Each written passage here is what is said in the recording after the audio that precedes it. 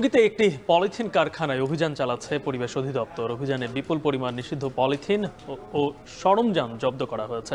এ নিয়ে আরো জানাতে টঙ্গীর সিংবাড়ি এলাকা থেকে যুক্ত হচ্ছেন ইফতেখার রায়হান।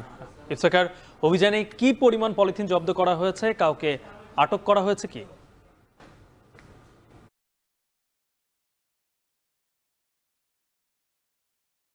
এই পলিথিন ব্যাগ ব্যবহারের নিষেধাজ্ঞা জারি করা হয় এবং পহেলা নভেম্বর থেকে কাঁচা বাজারেও পলিথিন ব্যাগের ব্যবহার নিষিদ্ধ করা হয়। এরপর থেকে কিন্তু মূলত পলিথিন যেসব জায়গায় উৎপাদন করা হচ্ছিল সেই জায়গাগুলোতে পলিথিন ব্যাগ উৎপাদন যেন বন্ধ রাখা যায় এবং সেজন্য কিন্তু অভিযান পরিচালনা করছে পরিবেশ অধিদপ্তর। এবং তারই ধারাবাহিকতায় আজকে গাজীপুর যে পরিবেশ অধিদপ্তর অফিস থেকে কিন্তু যে পরিবেশ অধিদপ্তর অফিস থেকে কিন্তু এই টঙ্গীর সিংবাড়ি এলাকায় অভিযান পরিচালনা করা হয় এবং সকাল 11টার দিকে এই অভিযানটি শুরু হয় এবং অভিযানের এক পর্যায়ে এখানে কিন্তু কারখানাটিতে বিপুল পরিমাণ নিষিদ্ধ যে পলিথিন সেগুলো জব্দ করা হয় এবং পলিথিন তৈরির বিভিন্ন ধরনের যে মেশিনপত্র রয়েছে, সরঞ্জামাদি রয়েছে, সেগুলো জব্দ করা হয় এবং এইসব জব্দ করে নিয়ে যখন তারা জরিমানার আওতায় আনবেন, ঠিক সে সময় কিন্তু বহিরাগত কিছু লোকজন এখানে এসে এই যারা অভিযান পরিচালনা করছিলেন তাদেরকে বাধা দেন এবং এক পর্যায়ে কিন্তু তাদের সাথে কিন্তু বেশ এখানে হট্টগোল বেঁধে যায় এবং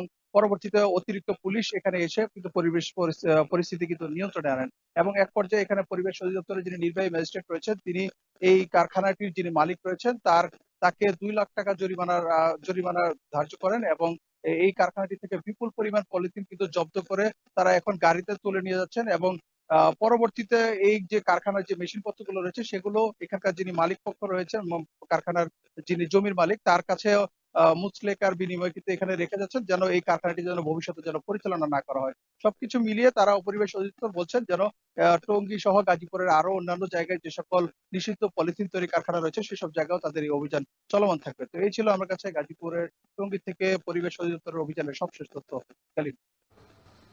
গাজীপুর থেকে যুক্ত ছিলেন সহকর্মী ইফতেখার রায়হান।